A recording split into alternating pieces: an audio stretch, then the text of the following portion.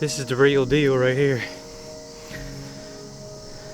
I've raised that buck for 2 years, feeding that deer on this property.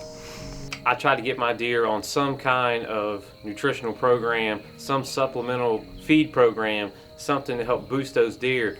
And you know, last year I had a lot of really good deer. I had a lot of good up and comers, and this guy right here, this was a 3-year-old. Now I know he doesn't look like much, but he's got a lot of palmation, and he was a really cool buck. And last year, probably about in December, I started feeding this guy in one of my protein feeders, and he was hammering it every day. I mean, just, you could set your watch to this guy. And he showed up, and he fed, and he fed, and he fed all spring, all summer. He dropped his horns on my farm. You know, I have 15 acres. I didn't go out, I didn't go kick around the bushes to run the deer out of here, so unfortunately I didn't find his antler last year. Well, this spring I did, and when I went out and looked for this guy's horns, I come across it, and I was like, man, that guy, he just didn't, he wasn't as big as I thought he was. And don't get me wrong, I didn't think he was a 180, but he's just a really cool buck.